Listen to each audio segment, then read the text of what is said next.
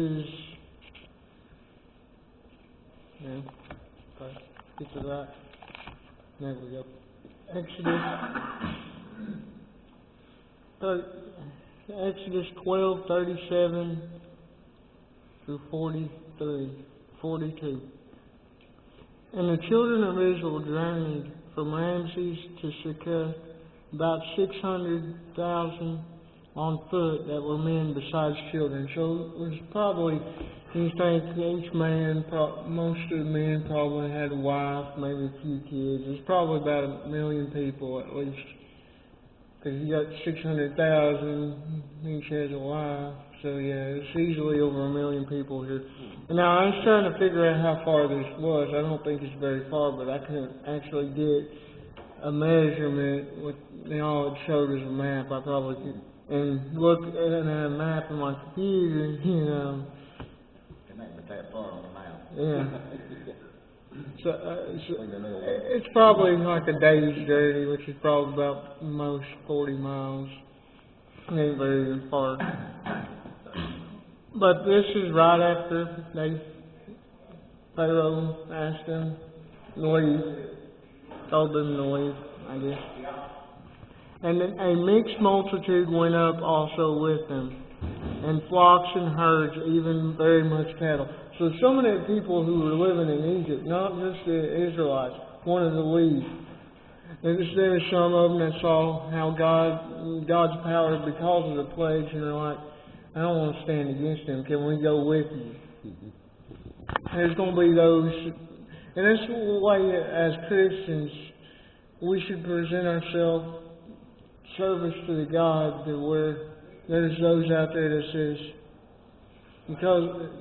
and we're a testimony to them coming to faith, because we're living it. And they're like, because there's always one or a few people that stand out when you come to faith. This person helped me come to faith.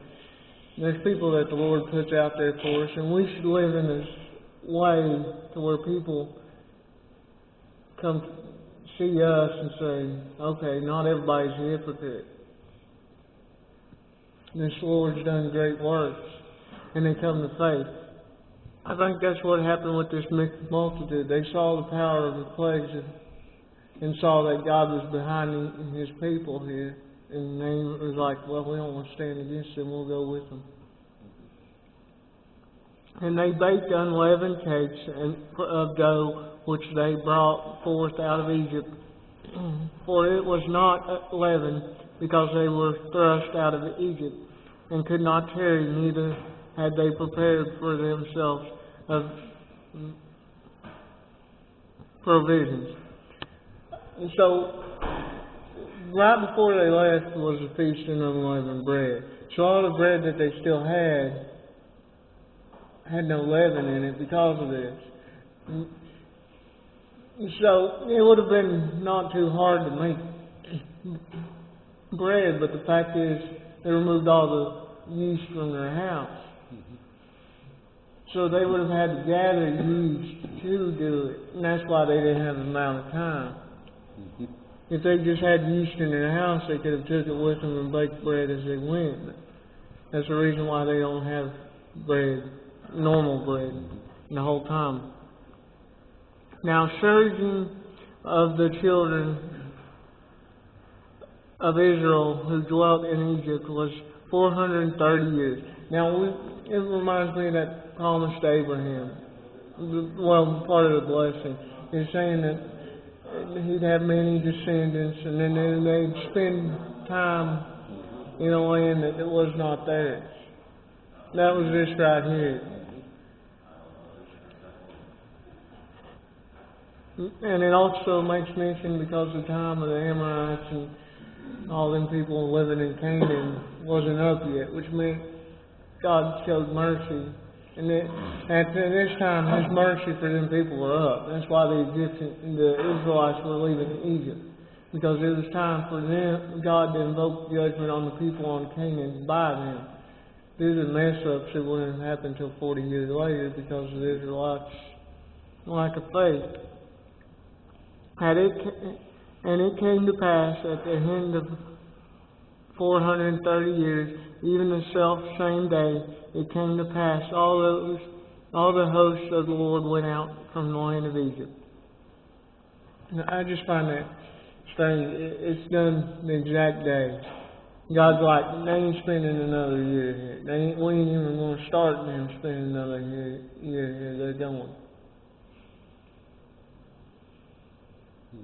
When God's time has come, there ain't going to be another day. There ain't going to be no more time spent in His plan. It'll go through.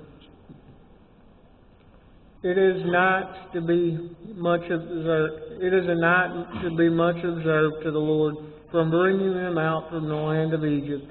This is the night of the Lord to be observed of all the children of Israel in their generations. They still celebrate this today.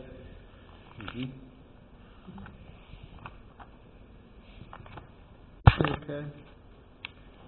1 Samuel 2:3. Talk no more so exceedingly proud. Let not arrogance come out of your mouth, for the Lord is a God of knowledge, but by Him our actions are weighed.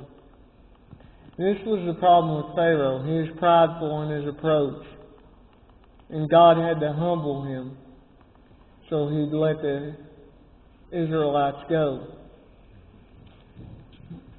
He had to show them that He was God, and Pharaoh was just a man.